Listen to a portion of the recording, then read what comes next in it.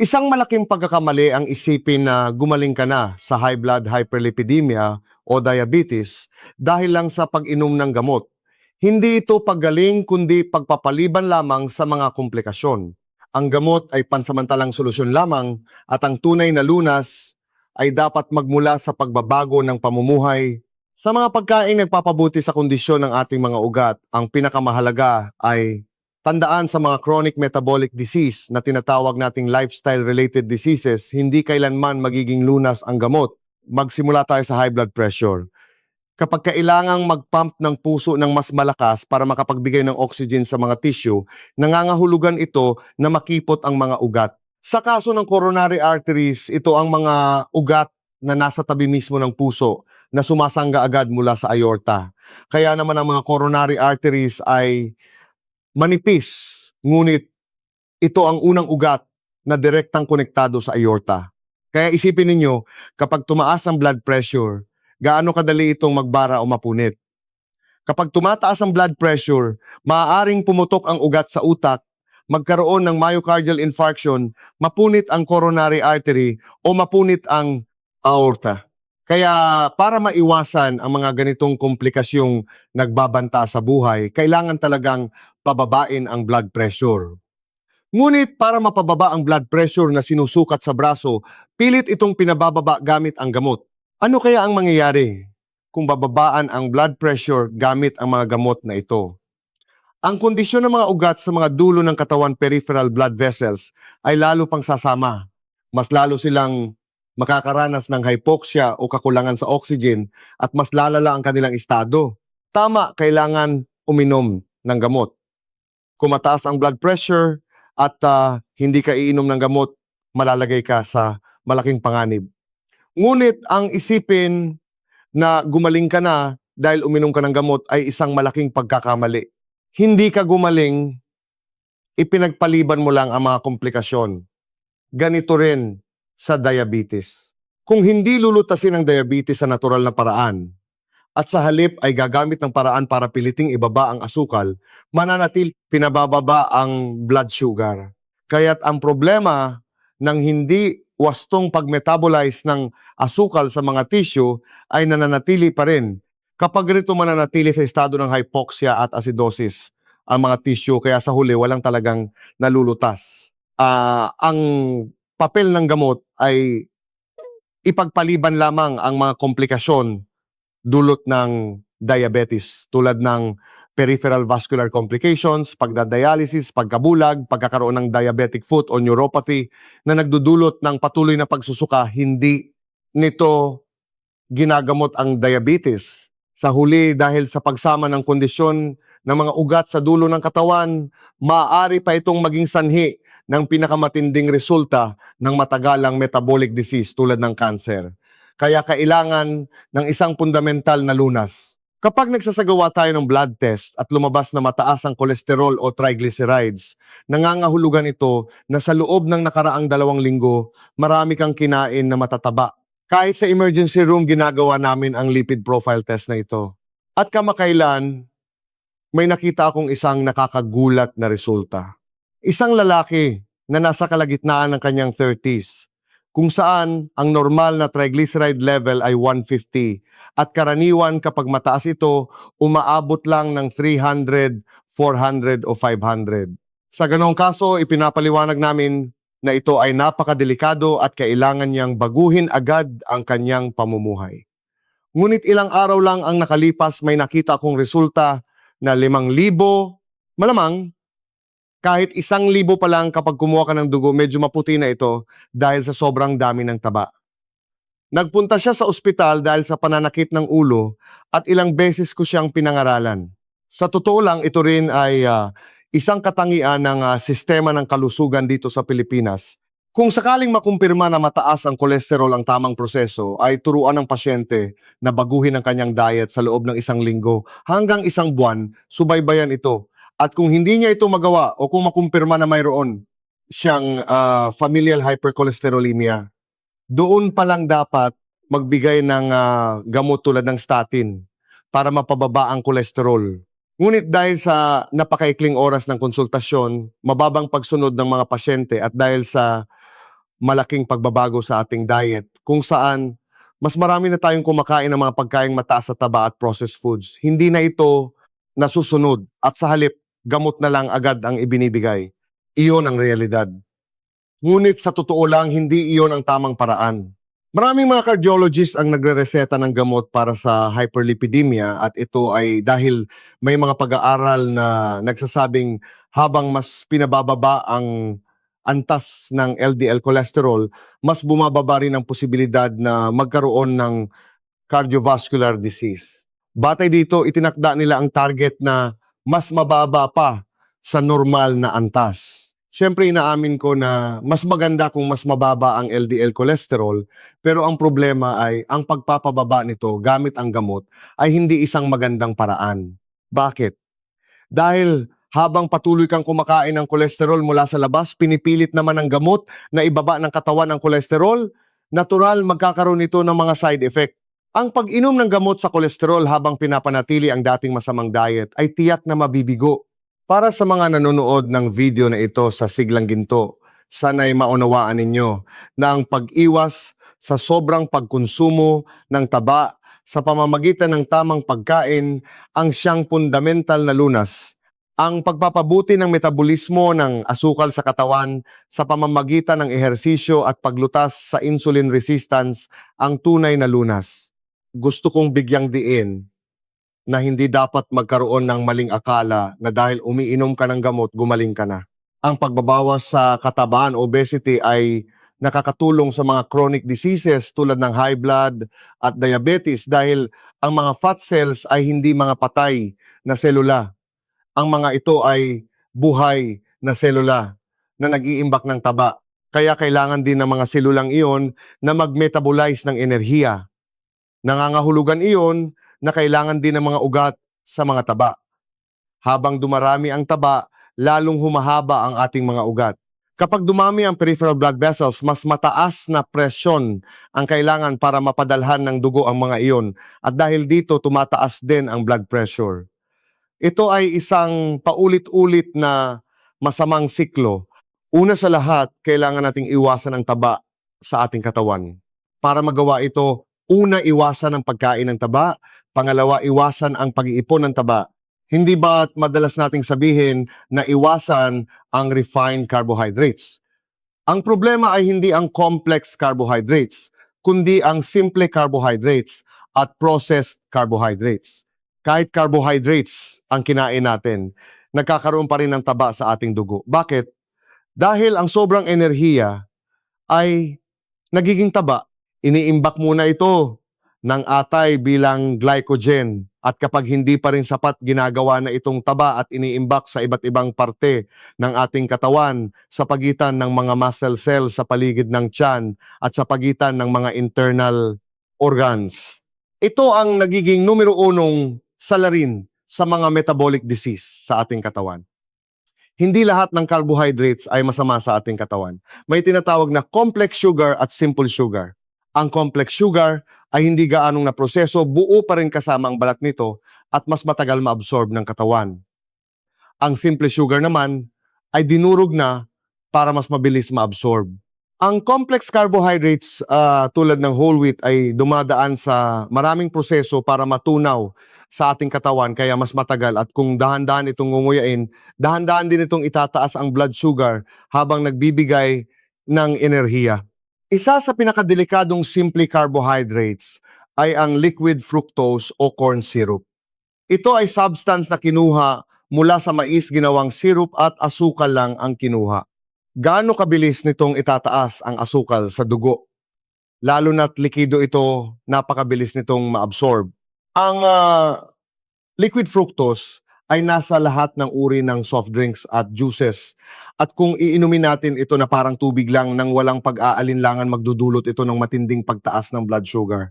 Ang mga chichirya, tinapay, kakanin noodles at mga matatamis na inumin ito ang mga dapat talagang iwasan. Malaki ang papel ng mga ito sa pagpapataas ng blood sugar na nagdudulot ng diabetes at hyperlipidemia. Isa sa mga pangunahing sanhi ng pagkasira ng sirkulasyon ng dugo ay ang masasamang taba na dapat iwasan. Isa na rito ang trans fat. Mas masama pa ang trans fat kaysa sa saturated fat.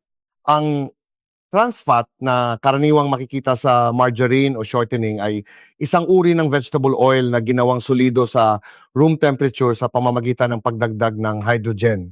Dahil ito ay mura at magandang gamitin sa pagpiprito, may mga pagkakataong gumagamit ng shortening o margarine kaya posibleng makapasok ang taba na ito.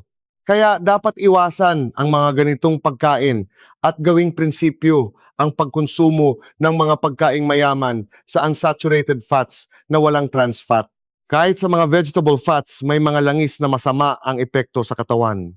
Ang mga langis na may sobrang taas na ratio ng omega-6 ay kilala bilang mga langis na nagdudulot ng maraming pamamaga sa katawan. Kaya mas mabuting gumamit ng ibang uri ng langis para sa pagluluto sa bahay. Anumang substance, kapag ipinrito sa sobrang init o direktang inihaw sa apoy, ay tiyak na magkakaroon ng mga carcinogens. Kaya mas mainam na iwasan hanggat maari ang mga pritong pagkain. Ang paggamit ng perilla oil, avocado oil, o extra virgin olive oil bilang dressing sa pagkain ay ang pinakamainam na paraan ng pagkonsumo ng taba. Madalas nating naririnig na mahalaga ang protina at may katotohanan ito. May kasabihan pa nga na kapag mas malaki ang binti, mas malayo sa diabetes. Ito ay dahil kapag mas marami ang muscle cells, mas nababawasan ang posibilidad na magkaroon ng insulin resistance. Totoo naman iyon, ngunit sa konteksto lamang ng normal na metabolismo, hindi ito angkop sa mga taong nagpapalaki ng katawan sa pamamagitan ng pag-inom ng protein shakes. Bakit? Dahil ang protina ay tiyak na naglalabas ng maraming nitrogenous waste products sa katawan at may mga bahagi ito na masama ang epekto sa katawan. Tumaas ang ammonia metabolism at nagbibigay ito ng pasanin sa atay. Kaya kailangan nating lumayo ng kaunti sa protein myth. Sapat na ang protein ang makukuha mula sa mga gulay at brown rice. Ang pagkuha ng protina mula sa sobrang daming protein shakes ay dapat talagang iwasan. Kung gusto mong kumain ng protina, mas mabuti ang isang itlog na may magandang kalidad o isang bahagi ng chicken breast protina na hindi sobra. Marami ang nagtatanong tungkol sa taba. Ang pinakakilalang diet na nakasentro sa taba ay ang low-carb, high-fat LCHF o ketogenic diet. Marami ang nagtatanong tungkol dito. Ang LCHF ay isang paraan kung saan pinapataas ang pagkonsumo ng taba at lubos na binabawasan ang carbohydrates para pilitin ang katawan na gamitin ang fatty acids sa pamamagitan ng fat metabolism na theoretical na nagpapabilis ng pagbaba ng timbang. Totoong mabilis itong makapagpababa ng timbang. Oo. Kaya may mga taong kumakain ng maraming taba at lubos na binabawasan ang carbohydrates para sa layuning mag-diet. Ang tanong, nakabubuti ba ito sa katawan?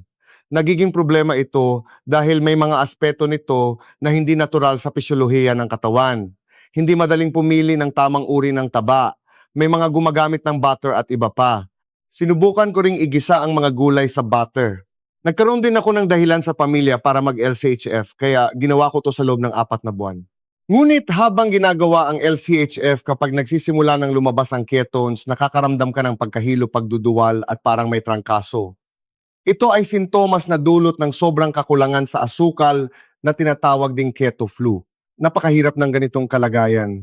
Tama ba? Napilitin ang sarili na maglabas pa ng ketones sa pamamagitan ng keto diet? Maaring makatulong ito sa mabilisang pagbaba ng timbang, ngunit hindi ito angkop para sa normal na pisyolohikal na paggana ng katawan.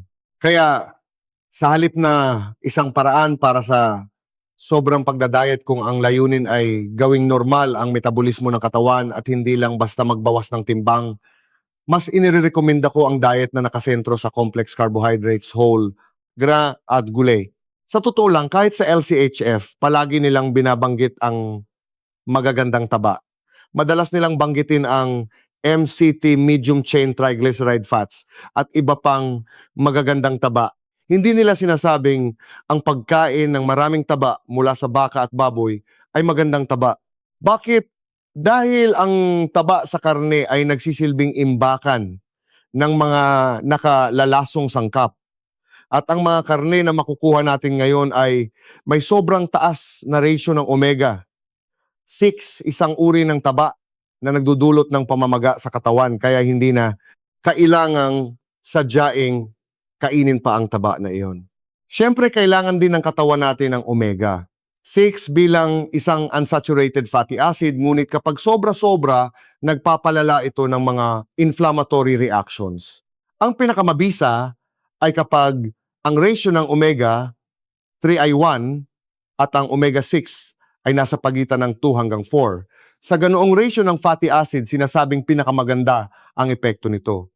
Tulad ng nabanggit ko na noon tungkol sa karne, ang mga baka at baboy ay dapat kumakain ng damo para maging pinakamaganda ang omega 3 at omega 6 ratio. Ngunit kapag pinapakain natin sila ng grains, sobrang tumataas ang omega 6:3 ratio nila. Dahil dito sinasabi natin hindi maganda ang mga karneng kinakain natin ngayon. Kung kakain man ng taba mula sa karne, dapat ito ay mula sa karne ng hayop na pinalaki sa malinis na pastulan at kumain ng damo. Ngunit sa ating kasalukuyang sistema ng factory farming, mahirap nang makahanap ng ganoong karne.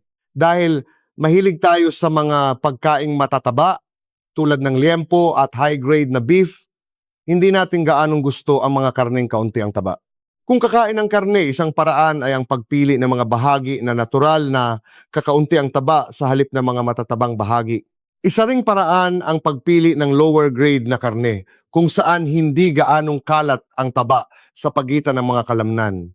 Huwag na ninyong hanapin ang mga high grade A+ na karne. Para ka lang nagbabayad para kumain ng hindi masustansiyang karne, kahit na masarap pa ito sa panlasa. Sa kaso ng baboy, ang kasim foreleg at piggy hindleg ay mga bahagi na kakaunti ang taba sa pagitan ng kalamnan. Magandang gamitin din ang mga bahaging ito. Huwag masyadong mahumaling sa liempo. Sa mga pagkaing nagpapabuti sa kondisyon ng ugat, ang pinakamahalaga ay ang magandang taba. Ang magandang taba ay tumutukoy sa mga pagkaing mayaman sa omega 3, isang uri ng unsaturated fatty acid. Mas mainam na iwasan ang saturated fats na tumitigas sa room temperature. May mga halaman na napakahusay na mapagkukunan ng omega 3 mula sa unsaturated fats. Ito ay ang perilla seeds. Ang perilla seeds ay isang espesyal na halaman na madali nating makita at may mataas na ratio ng omega 3. Ang perilla oil, dahil ito ay ginawa sa pamamagitan ng pagpiga, ay dapat maubos agad. Dapat gawing prinsipyo na ubusin ang perilla oil sa loob ng 1 buwan mula nang ito ay gawin. Mas maganda kung buong perilla seeds ang kakainin, ngunit huwag naman itong lagyan ng asukal at gawing parang matamis na kakanin. Inirerekomenda ko na hugasan ng bahagya ang buong perilla seeds at ihalo ito sa kanin. Maganda rin gawin ang oil pooling gamit ang perilla oil para makakuha ng omega 3 at mapabuti ang ecosystem sa loob ng bibig. Upang ibuod ang mga pagkaing halaman na mayaman sa omega, 3 unsaturated fatty acids ito ay ang buong perilla seeds, flax seeds, nuts tulad ng walnuts at pine nuts at avocado, na isa ring napakagandang mapagkukunan ng unsaturated fatty acids. Sana'y magamit ninyo ng husto ang 4 na ito. Napakahalaga ng ehersisyo. Ang ehersisyo ay hindi lang para mag-burn ng calories. Kung iisipin mong ang ehersisyo ay para lang mag-burn ng calories para sa diet, malalaman mong napakaraming ehersisyo ang kailangan mong gawin. Halimbawa, kailangan mong tumakbo ng napakabilis sa loob ng 30 minuto para lang ma-burn ang calories ng isang mangkok ng kanin. Kung ganyan ang iisipin mo, na ang ehersisyo ay para lang bawasan ang calories, mawawalan ka ng ganang mag-ehersisyo. Ngunit ang ehersisyo ay hindi lang para sa layuning mag-diet. Ang mas malaking epekto nito ay ang pagbibigay ng mas maraming oxygen sa ating katawan at pagpapataas ng daloy ng dugo hanggang sa dulo ng mga selula. Maaari itong ituring na katumbas ng mga antioxidant. May epektong nagpapasigla ng sirkulasyon ng dugo, nagbubukas ng mga ugat hanggang sa dulo ng katawan para itaas ang temperatura at naglilinis ng mga metabolic waste. Kaya dapat isipin na ang ehersisyo ay hindi lamang para mag-consume ng calories, kundi para i-activate o bigyan ng sipa ang metabolismo ng ating katawan. Marami ang nagtatanong, kung iiwasan natin ang lahat ng processed foods, ano pa ang kakainin natin?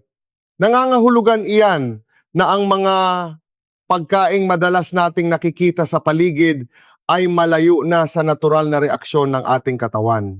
Kaya una sa lahat, iwasan ang pagkain sa labas. Kapag kumakain sa labas, siguradong maraming asukal at ginagawa itong matamis at maalat para masarapan tayo, kaya iwasan mismo ang pagkain sa labas. Para sa mga nagtatrabaho sa opisina, iwasan ang mga company lunch out o dinner at inirekomenda kong magbaon na lang ng isang meal. Sa ganitong paraan, makakakain ka ng isang masustansyang pagkain at kung hindi maiiwasan dahil sa social life, kumain na lang ng hindi gaanong masustansyang pagkain. Gawing brown rice o whole grain rice ang kanin, laging magkaroon ng mga berdeng gulay sa tabi at siguraduhin kumain ng 6 hanggang 7 dahon ng gulay. Ang mga ensalada o ulam na gulay, bagamat maganda rin kung nilaga o steamed, ay mas mainam din kung kakainin bilang sariwang ensalada na hinaluan ng perilla oil. Pumili ng magandang kalidad na karne at gamitin ito sa iyong pagluluto. Ito ang pinakamalusog na hapagkainan para sa inyong kalusugan.